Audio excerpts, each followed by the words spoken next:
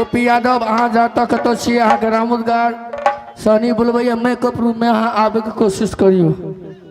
बाप रे बाप ये मास्टर साहब आज तो लगे छे हम साथियों खेला तो हम रखे थे ध्रुव बनवास, लेकिन फरमाइशी आ गया कि गुगली घटमा खेलना होगा, इसलिए कि बारी विपत गुगली जन्म एक खेल रखे हैं।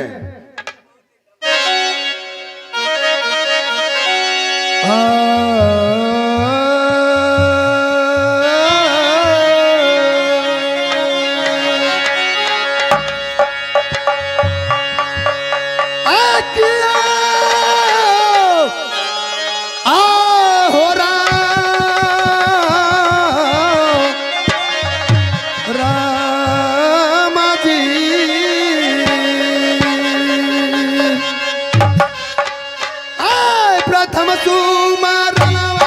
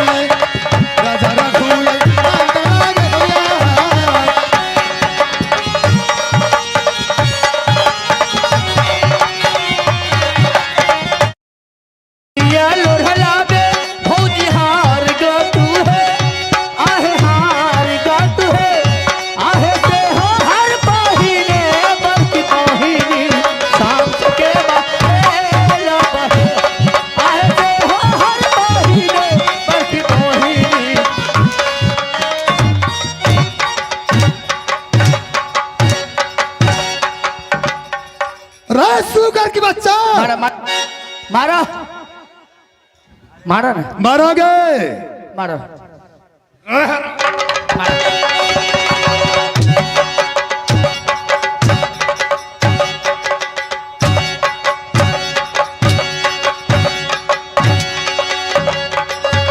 मारा जे मारा आई मारो तो मारो और मारा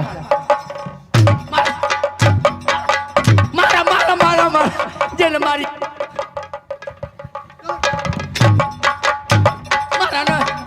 मारा ना नहीं मारो ना। अच्छा पाँच ही बनो और पाँच ही बनो।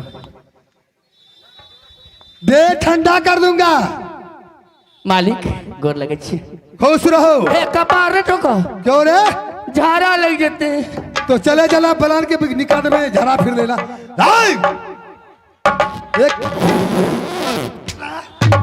क्या कल झाड़ा ट्रेन के बगल में चले जाओ। मैंने तुम्हें कहा कि कमला बलान बगल में है। उन्हें नहीं जब डोर लगैया। मैत्री कलमा से मालिक यो क्या बोला रे? यो बउआ यो तोरा के छियै। क्या बोला रे? हम अपना धियापुता कहै छी। मैत्री कलमा से मालिक यो ऐसे बोलो। की बोला? मैत्री मालिक ये सबसे पहले बताओ, कारी सिंह, भाकोल सिंह और सरोल सिंह कहाँ है? सब घर में छ, पढ़े लिखे छ। पढ़ाई लिखाई करना है। हाँ भूसका। लेकिन आज क्या है? किछ मेरे बारे में कुछ समझता है ना? ना कुछ नहीं। कुछ नहीं। रे हरामजादा, तोरा बियाह शादी तो भेले थे तू। अरे बात उतार बात है ना। बहुत पिटाई करेंगे। बड़ा बुढ़बा का बच्चा नहीं। अरे बुढ़बा का लड़का थे। मैत्री कलमा सिंह, मालिक मेरे बारे में क्या समझता है? बियाह के क्या चीज को? लड़की खोजे छियै। लड़की खोजे छियै। किसको? तोरा ले। तो तोरा बारे में किस सोचबे कि हमारे मालिक शेर है? हाँ शाबाश। मेरा मालिक डकैत है। शाबाश। मेरा मालिक खूंखार है। शाबाश शाबाश। लुटेरा है। लुटेरा है। क्रिमिनल है। हाँ। छिनार है।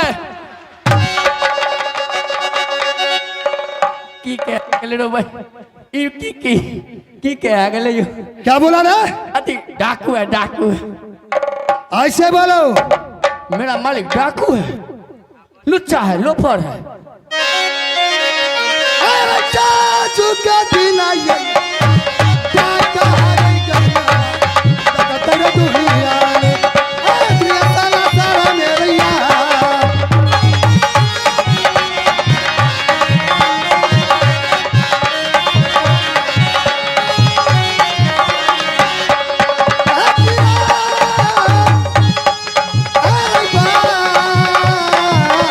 बबुआ रे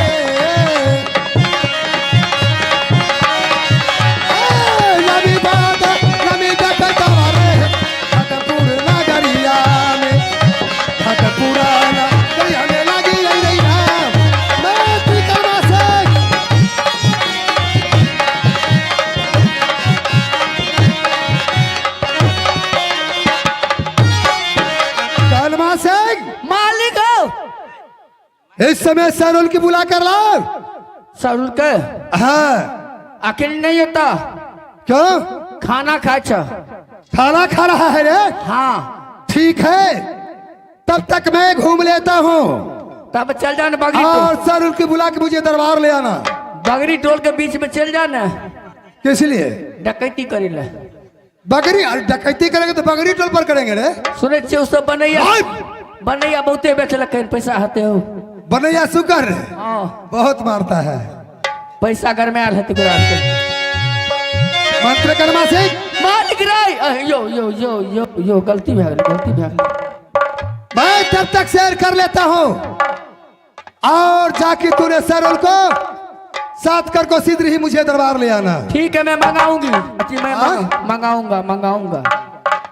आओ से बोल देना कि आज पढ़ाई लिखाई की काम नहीं है, आज जो है ये टाका डालने का काम है। ठीक है ठीक है, ठीक है ना? कहेंगा अति कहूंगा। अरे चल रैया लो, प्याला वाला तू, अरे खलबै सिकारा वारिया।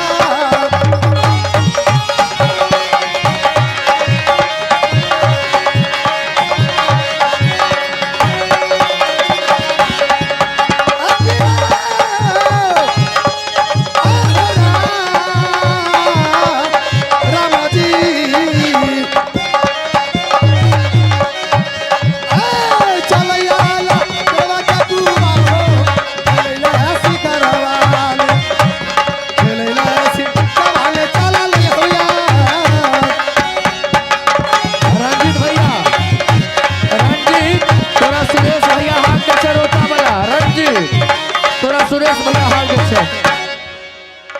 ये लाल भौजी है, ये लाल भौजी लेबई कोनो गहना है, ये लाल भौजी लेबई कोनो गहना है, ये लाल भौजी।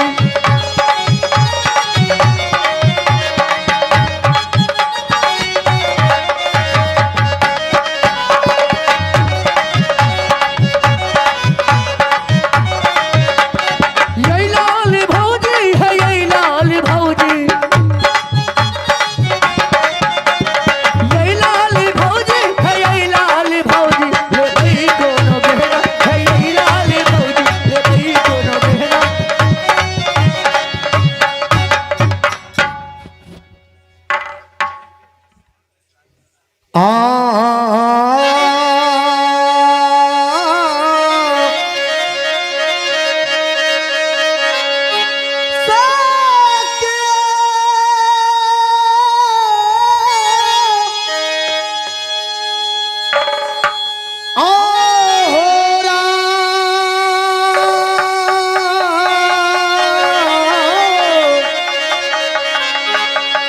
रामा जी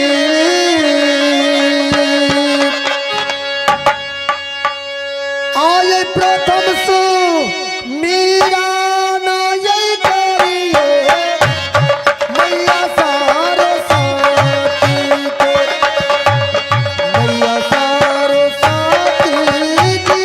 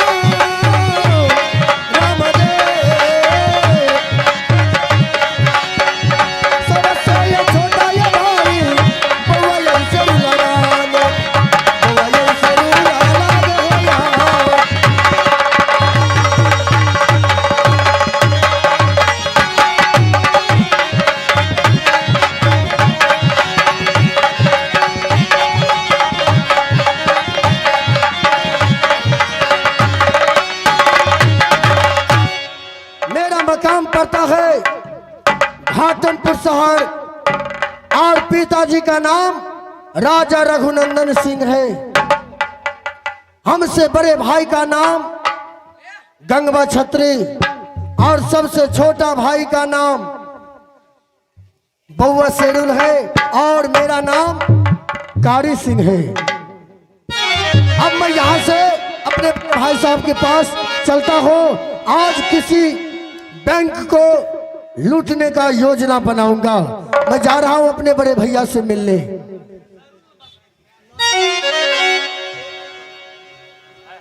आज सब पुरान का सब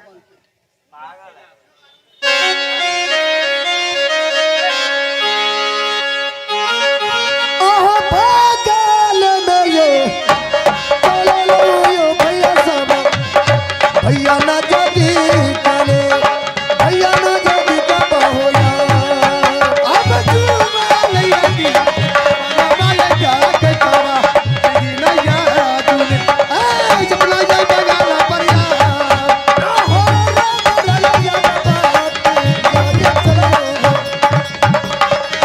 अब रैया बाबा या चल ले हो अब भैया ना जदी काने प्रणाम बड़े भाई साहब। आशीर्वाद है।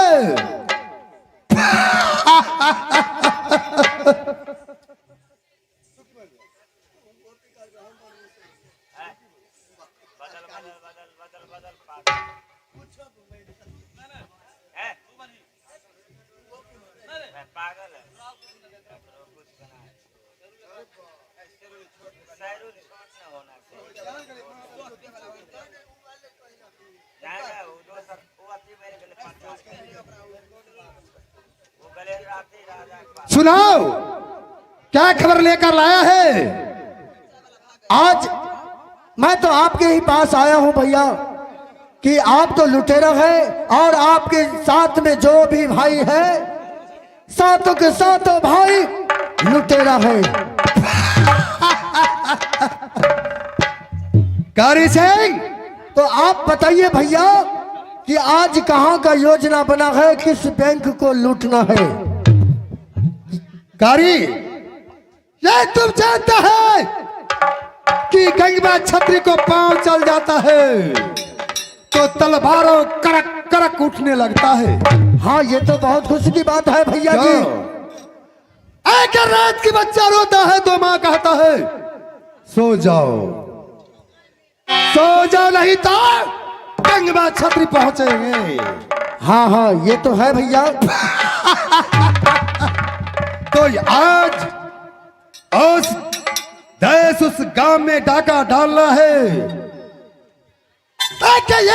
कि बाल बच्चा था चमक उठे। तो ठीक है भैया जी, अविलंब चला जाए और किसी बैंक को लूटना है या नहीं तो 17 नंबर को घेरना है। आज कारी सिंह भाकुल कहाँ है, सरल कहाँ है? वो पीछे है भैया। चलो भाकुल की साथ करेंगे और सरुल की साथ कर को जाओ। ठीक है भैया जी।